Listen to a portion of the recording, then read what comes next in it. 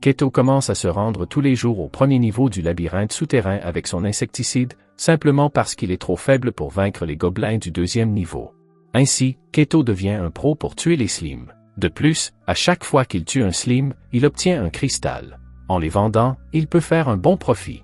Keto ne s'attendait pas à un jour de chance incroyable. Le slime doré qu'il vient de tuer laisse tomber une carte dorée avec l'inscription « Valkyrie ». En l'invoquant, Keto pourra obtenir un serviteur de niveau divin, mais une fois la Valkyrie invoquée, la carte perdra sa valeur. Cela le fait hésiter. Une fois sorti du labyrinthe, Keto vend les cristaux et apprend de l'acheteur qu'une carte dorée peut valoir 1 milliard de yens. Keto regarde la carte, perdu dans ses pensées, sur le chemin du retour. Il apprend à la télévision que des labyrinthes souterrains sont apparus dans le monde entier au cours des 13 dernières années. Après la panique initiale, tout le monde peut désormais s'aventurer dans les labyrinthes, et Keto est l'un d'entre eux. Il était allé au deuxième niveau avec un camarade de classe, mais les gobelins étaient trop forts pour lui. Pour cette raison, il n'est resté qu'au premier niveau, mais la carte qu'il a trouvée pourrait changer sa vie. En vendant la carte, il obtiendrait 1 milliard de dollars, mais en invoquant le serviteur, il aurait un allié puissant. Le lendemain, alors que Keto se rend à l'école, il rencontre une fille. Comme la fille est plutôt attirante, Keto ralentit son allure pour mettre de la distance entre eux, mais la fille commence à marcher à côté de Keto. C'est alors que 2 amis de Keto apparaissent. Keto leur dit de ne pas parler du labyrinthe à la fille et de trouver une raison de l'ignorer. Malheureusement, ils sont incapables de mentir, et la fille fait la moue. Mais après les explications pathétiques de Keto, la fille croit à contre-cœur à ses mensonges. Le groupe arrive bientôt à l'école. Keto commence à se disputer avec Kei au sujet de la carte rare. Puisque l'invocation du serviteur rendrait impossible la vente de la carte, Keto est déchiré entre le choix d'1 milliard de yens ou d'un serviteur puissant. Peu après, Keto se rend dans le labyrinthe souterrain, évitant les caméras de surveillance, pour commencer à invoquer le serviteur. Soudain, une femme gigantesque apparaît devant les yeux de Keto, pour disparaître une seconde plus tard. Une voix retentit alors et une jeune fille en armure apparaît devant lui. La jeune fille se présente sous le nom de Sylphie. Keto s'attendait à une Valkyrie, mais c'est une version enfantine d'une Valkyrie qui est arrivée. Heureusement, Sylphie possède d'excellentes capacités de repérage. Elle conduit Keto dans un coin, puis affronte les slimes à proximité. Bien qu'il s'agisse d'une jeune Valkyrie, sa force ne doit pas être sous-estimée. Keto découvre qu'elle a une puissance de combat de 170, soit 17 fois la sienne. À ce moment, Sylphie veut soudainement manger le cristal de slime qu'ils viennent de vaincre. Sylphie a besoin de refaire le plein d'énergie, ce qui signifie qu'il n'y aurait aucun gain s'il se battait toute la journée. Keto demande alors à Sylphie de chercher les slimes pendant qu'il utilise l'insecticide pour les tuer, en s'assurant de ne pas perdre de butin.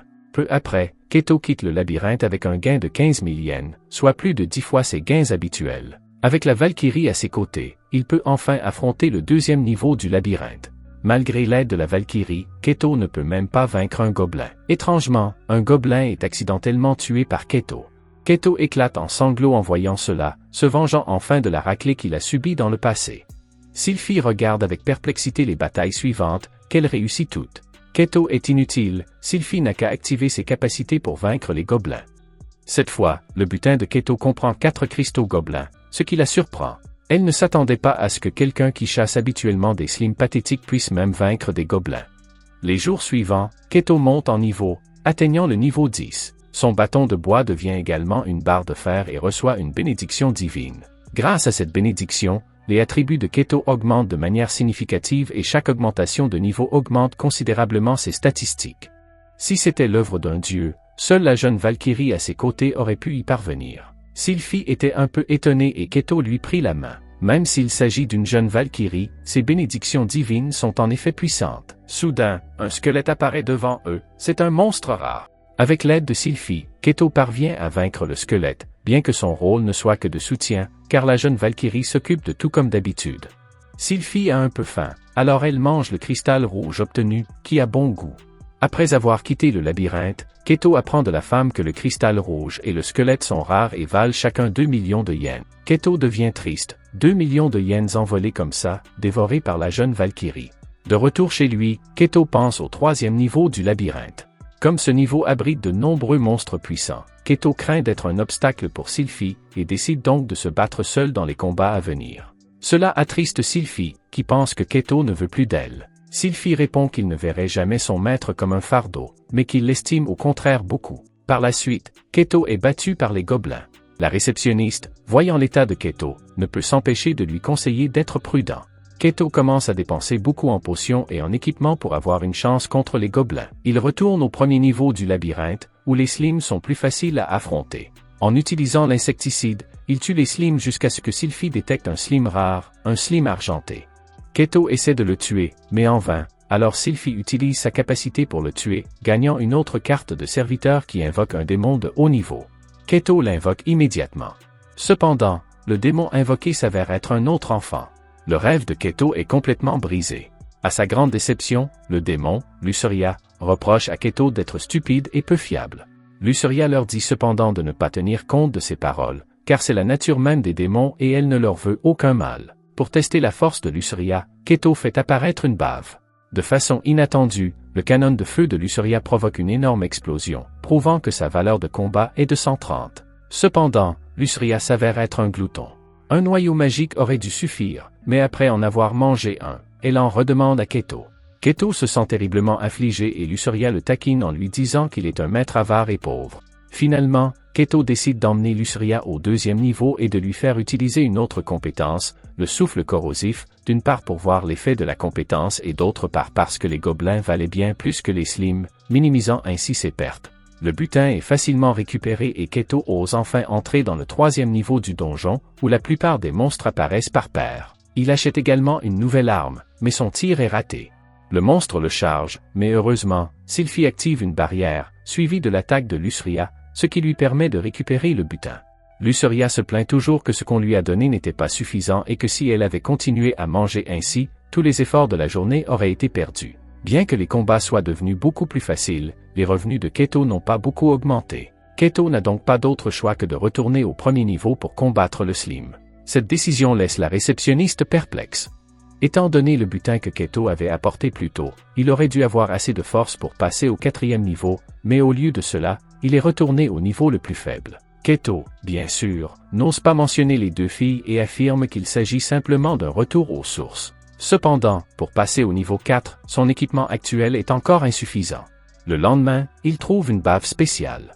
Pour s'assurer que tout se passe bien, il demande aux filles d'intervenir. Elles entourent rapidement la bave et l'attaquent à tour de rôle. Bien que cette fois-ci, elle n'ait pas lâché la carte de serviteur que Keto espérait, il obtient une sphère magique. Rêvant de devenir un magicien, Keto utilise la sphère et apprend immédiatement un sort à base d'eau. Il est impatient de tester son pouvoir, mais le résultat est décevant, car la sphère d'eau n'a aucun effet sur les monstres. Keto découvre une autre utilisation de son pouvoir. En changeant la forme de la boule d'eau, il peut bloquer la bouche et le nez des monstres, les faisant mourir d'étouffement. Malheureusement, les monstres tués au troisième niveau ne peuvent plus augmenter le niveau de Keto, qui décide donc de passer au quatrième niveau. Il achète la tenue de combat qu'il voulait depuis longtemps, qui le protège des objets tranchants et est équipé d'un bracelet qui augmente la puissance magique. Cependant, cette tenue de combat ne peut être essayée avant l'achat et son authenticité ne peut être prouvée qu'en combat réel. En entendant cela, Luceria se dit que Keto n'est pas fiable. Il semble que la performance au quatrième niveau dépende encore une fois d'elle et de Sylphie. Contrairement aux 3 premiers niveaux, cet endroit est rempli de plantes vertes. Sylphie sent immédiatement une présence inquiétante. Un cafard géant apparaît soudainement et les filles effrayées le bombardent de sorts. Le temps que Keto réalise ce qui se passe, ils ont déjà passé le 4e niveau. Il parvient à peine à atteindre les 2 filles, et manque de se faire tuer par erreur. Voyant que c'était Keto, Sylphie éclate en sanglots. En tant que servante, elle n'aurait pas dû s'enfuir et abandonner son maître. Cependant, grâce à eux, Keto réussit à collecter quelques noyaux magiques en chemin, même s'ils ont un goût exceptionnellement mauvais. Maintenant qu'ils ont atteint le 5e niveau, ils rencontrent 2 monstres, mais bien sûr, les attaques de Keto sont inefficaces contre eux. Sylphie crée une barrière et Luceria attaque les monstres. Mais sur le chemin du retour, Sylphie révèle qu'elle a perçu un pouvoir magique inhabituel provenant du mur. Luceria n'a rien senti et Keto n'a rien détecté d'anormal non plus. Sylphie déclenche alors un coup de tonnerre divin qui fait exploser le mur. Keto panique, craignant d'être accusé d'avoir endommagé des biens publics. Cependant, l'attrait de l'inconnu suscitant toujours la curiosité, ils entrent tous les 3, mais Keto est bien conscient que ce genre de situation comporte généralement des dangers. Luceria marche soudain sur un piège et des flèches sont tirées sur Keto. Heureusement, la combinaison de protection s'avère efficace et sauve la vie de Keto. Cependant, la douleur est inévitable. Le trio arrive bientôt dans la salle du boss, mais il semble qu'un objet spécial soit nécessaire pour ouvrir la porte. Sylphie abat alors la porte d'un seul coup. En s'approchant, ils aperçoivent deux monstres uniques dont même le système ne peut identifier les attributs. N'ayant pas d'autre choix, ils doivent relever le défi. Keto leur ordonne d'affronter l'ogre en premier, ce qui provoque une forte explosion. Cependant, à leur grande surprise, leur attaque combinée n'endommage pas l'ogre. Heureusement, la barrière de Sylphie est toujours capable de bloquer les attaques.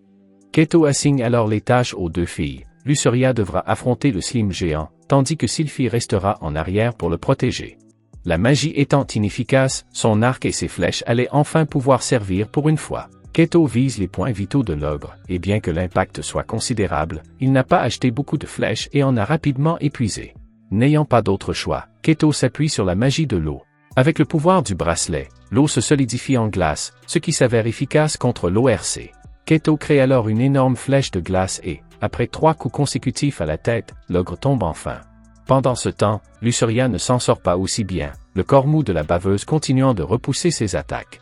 Voyant cela, Keto propose de prendre la défense, tandis que Sylphie utilise une compétence nouvellement apprise pour lancer l'attaque. Au moment critique, ils parviennent enfin à repousser le slime. Cependant, le coup de Sylphie n'a pas complètement tué la bave. Finalement, Keto, qui savait que l'insecticide était l'ennemi naturel de la bave, l'utilise et la tue. Cette victoire amène les deux filles à embrasser joyeusement Keto. À ce moment-là, le niveau de Luceria augmente et celui de Keto aussi. Plus tard, ils trouvent un rare noyau magique rouge que l'ogre a laissé tomber et qui, d'après leur expérience passée, aurait pu rapporter un bon prix. Quant au slime, il a laissé tomber une épée magique rare pour Keto, bien qu'elle n'ait pas l'air très impressionnante.